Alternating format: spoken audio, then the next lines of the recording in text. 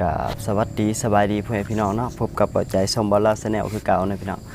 เมื่อนี้บ่อใจสิมาเว้าถึงความภูมิใจเนาะในประเทศไทยพี่น้องมีหลายข้ออะไรบ่อใจสิมาเว้าแต่ว่า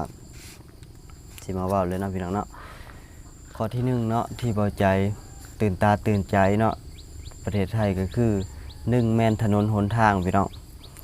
ถนนหนทางสะดวกสบายเส้นทางสะอาดสะอ้างนะพี่น้องต้นไม้เลี้ยนตามแคมทางถือว่าสะอาดนะถือว่าบ่ใจเป็นคนบ้านนอกนะพี่น้องถือว่าบ่ใจได้ข้ามไปฮอดฝั่งไทยฮอดมุกดาหารกับบ่ใจได้เห็นถนนหนทางป้าบ่ใจแบบว้าวป้าเป็นประเทศอ้อมข้างเฮาไปไกลขนาดนี้เลยเนาะแบบนี้นะพ่อแม่พี่น้องความภูมิใจแล้ววันนี้เฮาเข้าไปฮอดตัวเมืองฮอดกรุงเทพอีหยังเฮาก็เห็นเส้นทางแต่ว่าเสียอย่างหนึ่งนะพี่น้อง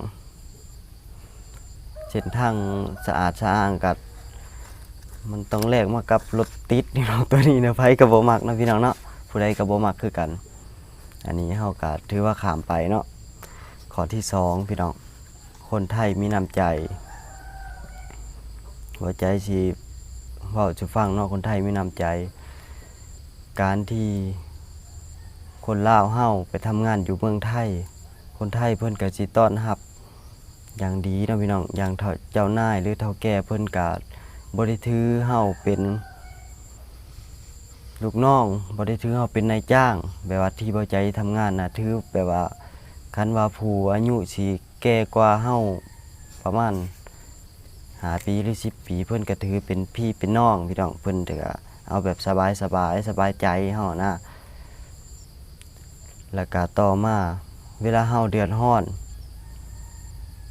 พี่น้องชาวไทยเฮานี่ก็ได้ให้การช่วยเหลือนะพี่น้องบ่ว่าสิเป็นภายในประเทศหรือว่านอกประเทศก็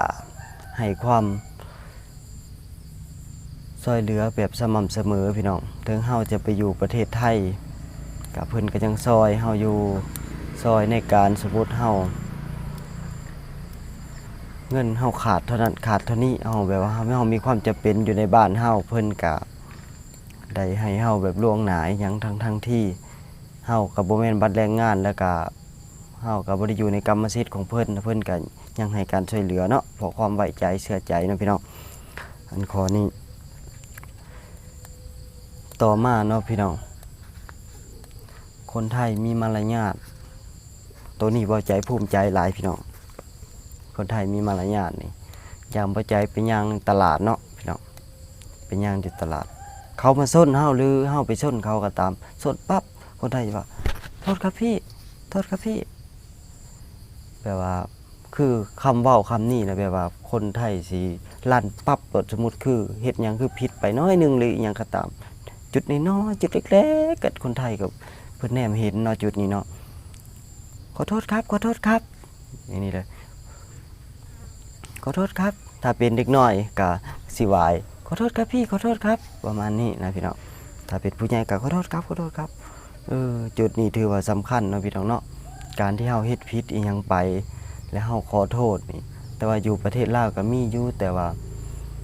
บ่ปานใดแต่ว่าคนลาวนี่ขอโทษนี่ส่วนหลายมันขอโทษอยู่ในใจแต่ว่าบ่แสดงออกมาพี่น้องคนลาวสิเป็นแบบนี้หลายกว่าเนาะแต่ที่จริงเฮาเฮ็ดผิดอีหยังไปก็คนลาวก็บ่แม่นว่าคนลาวบ่อยากขอโทษได้แต่ว่าปัจจัยสิเว้าเนาะคนลาวนี่คือบ่มีไผคอยนำใช้นะพี่น้องถ้าเฮารู้สึกแบบว่าเฮ็ดหยังผิดเฮาก็แบบว่าอยู่ในใจเฮาแล้วก็มันเป็นความเคยชินพี่น้องถ้าคนไทยนี่ตั้งแต่ตอนน้อยๆนี่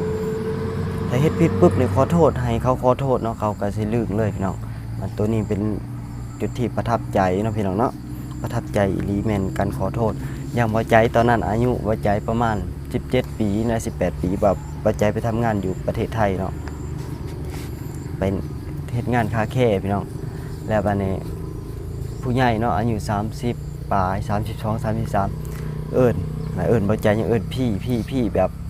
ความหมายว่าเพิ่นให้เกียรติเฮานะพี่น้องถึงเฮาจะน้อยก็อย่าเพิ่นก็ที่บ่ใจเฮ็ดงานอยู่คาแคร์ที่บ่ใจอยู่พวกเซลล์นะพี่น้องเซลล์หรือผู้จัดการอีหยังก็ตามเพิ่นได้ขนมเพิ่นได้อีหยัง บ่ใจเฮ็ดงานอยู่เพิ่นก็เอาขนมมาให้ได้พี่น้องเอ้ยเอาขนมมาให้เอาโค้กเอาเป๊ปซี่อิหยังมาให้ฮอดยามอีหยังแบบเพิ่นกินเลี้ยงอีหยังเพิ่นก็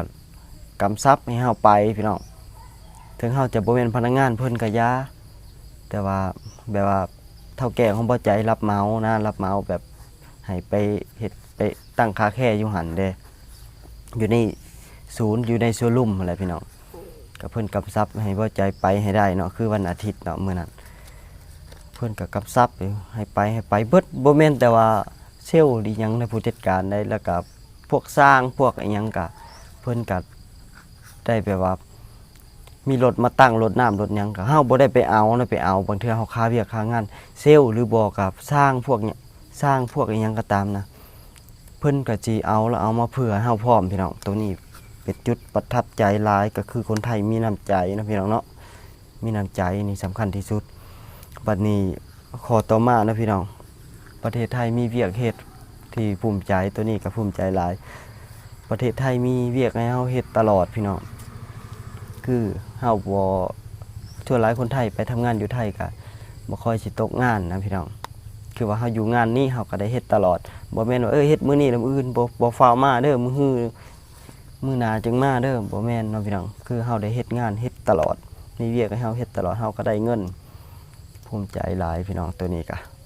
ถือว่าดีแล้วที่เกิดเป็นคนไทยพ่อแม่พี่น้องที่เป็นคนไทยก็ดีแล้วที่เกิดเป็นคนไทยบ่ใจก็โชคดีคือกันพี่น้องที่เป็นคนลาวที่เป็นคนลาวได้ไปพ่อพี่น้องฝั่งไทยคนที่ดีๆพี่น้องกับโชคดีบ่ใจก็เป็นคนโชคดีคือกันพี่น้องเนาะโชคดีคือกันเบิดต่อมาคนไทยได้ให้การช่วยเหลือเนาะพี่น้องบ่ว่าสิเป็นอุกภัยหรืออีหยังก็ตามพี่น้องร่วมกันเลยเนาะบ่ใจร่วมกันเบิดเลยจะหนึ่งในหันจะต้องมี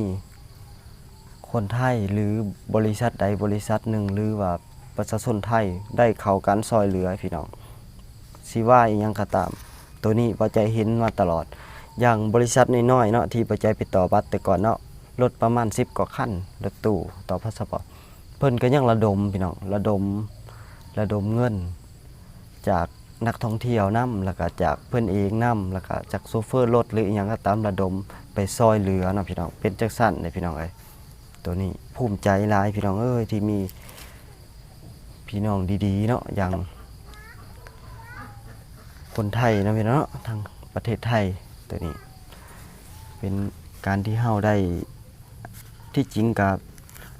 คนลาวนี่พึ่งพาอาศัยคนไทยหลายที่สุดได้พี่น้อง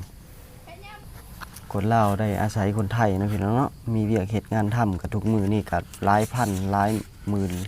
หลายแสนคนไปทำงานอยู่ประเทศไทยนะพี่น้องก็ว่าง่ายประเทศไทยเป็นเล่าเขาให้ประเทศลาวนะพี่น้องเนาะเป็นเล่าเขาแล้วก็ถือว่าเป็นวันนี้ได้บันพีเมืองนอกเนาะต่อมาเนาะคนไทยให้ความเป็นพี่เป็นน้องคือเป็นพี่เป็นน้องที่ดีที่สุดเนาะพี่น้องสำหรับบ่าวใจเนาะประเทศอื่นบ่าวใจก็ยังบ่ได้หำหูเนาะอันนี้ประสบของบ่าวใจเองบ่าวใจบ่ได้ว่าหวายมันย่องอีหยังเนาะพี่น้องเพราะว่าพี่น้องทางเวียดนามก็ได้ยินแต่ว้าวไอ้น้องเวียดนามลาวเวียดนามแต่บ่าวใจก็ยังบ่ได้เห็นอีหยังนำนะพี่น้องเพราะว่าเฮายังบ่เคยไปทำงานฟังเพิ่นเฮาก็บ่เอามาเว้าเนาะอันนี้บ่าวใจเคยไปทำงานอยู่ประเทศไทยให้เป็นพี่น้องเนาะพี่น้องวันนี้ขอตัวนี้สำคัญเนาะบ่าวใจเคยไปทำงานอยู่บางขุนนนท์พี่น้องบางขุนนนท์แม่นแหละบ่าวใจจำได้เป็นเจ้อายุประมาณ30ปีพี่น้องตอนนี้ก็ประมาณ37 38นี่แหละบ่าวใจไปทำงานอยู่ก็โดนเติบนะพี่น้องแล้วบัดนี้เพิ่นนั่นเชื่อป่ะพี่น้องแบบถือแบบเพิ่นน่ะบ่มีน้องบ่ใจนี่เพิ่นแบบว่าเพิ่นฮักนะฮักแบบว่าฮักแบบน้องเฮ็ดอีหยังกับเพิ่นก็แล้วแต่เลยนะแล้วแต่ใจเลยนะใจต้องการอะไรอย่าคิดว่าพี่นี่เป็นอะไรอย่าคิดว่าพี่นี่เป็นเฒ่าแก่เป็นอะไรนะ คิดว่าเป็นพี่เป็นน้องใจมีอะไรก็พูดกับพี่ได้เลยนะ พี่จะให้การช่วยเหลือแล้ววันนี้บ่ใจบ่สบายเนาะเพิ่นก็ซื้อยาซื้อน้ำส้มซื้อหยังซื้อย่างเนาะพี่น้องมาให้เฮากินเนาะถือว่านี่เป็นพี่เป็นน้องแบบบาดบ่ใจสิไป ใจมีอะไรใจก็ต้องพูดกับพี่นะ พี่ถือใจว่าเป็นพี่เป็นน้องแบบว่าพี่ก็ไม่มีน้องไม่มีพี่ พี่มีตัวคนเดียว พี่เห็นใจตอนนั้นบ่ใจอายุประมาณ17 ปีนะพี่น้องบ่ใจก็ถือว่ายังเป็นเด็กอยู่หั่นแหล้วอยู่กับพี่นี่แหละแต่ว่าความเฮายังเป็นเด็กน้อยแล้วเฮายังบ่ฮู้ว่าการที่เฮาเฮ็ดงานเฮ็ดแนวใดพี่น้องอันนี้บ่ใจก็เฮ็ดงานก็เพิ่นก็ว่าบ่ใจเฮ็ดงานดีนะพี่น้องเพิ่นก็บ่อยากให้บ่ใจน่ะเมื่อแต่จังใดเนาะเด็กน้อยเนาะพี่น้องเนาะบ่ฮู้อีหยังเนาะบ่ฮู้ไรเดึงสาบ่ใจก็ต้องได้กลับบ้านเพิ่นก็ว่าถ้าใจอยากกลับมาก็กลับมาอีกได้เด้อพี่นี่ยินดีต้อนรับเสมอนะถ้าอยากจะกลับมาทำงานก็กลับมาได้นะบ่ใจก็กลับไปแล้วก็บ่ใจบ่ได้กลับอีกเลยเนาะพี่น้องก็ที่บ่ใจมาเล่านี่พี่น้องก็บ่แม่นสิ่งทั้งเบิดเด้พี่น้องเอ้ยยังบ่ทันเบิดบ่ใจว่าผิดยังบ่ทันเบิดเนาะมันยิ่งมีหลายเรื่องหลายตลบหลายตาเนาะคนเฮานี่ก่อนจะจบคลิปก็บ่ใจสิว่ามีคนดีและมีคนบ่ดีพี่น้องถึงจะเฮาสิด่าสิเถียงกันในโซเชียลนะพี่น้องทุกมื้อนี้ก็จะหลายแม่นโลกโซเชียลก็บ่ต้องคิดหยังหลายพี่น้องมันเป็นเรื่องธรรมดาของการกลั่นแกล้งนะพี่น้องขนาดทวีปยุโรปเพิ่นก็ยังดูถูกทวีปเอเชียว่าจนจังซั่นจนจังซี่พี่น้องก็ถือเป็นเรื่องธรรมดาบ่ต้องไปคิดหยังหลายก็คลิปนี้ก็ถ้ามีประโยชน์กับพี่น้อง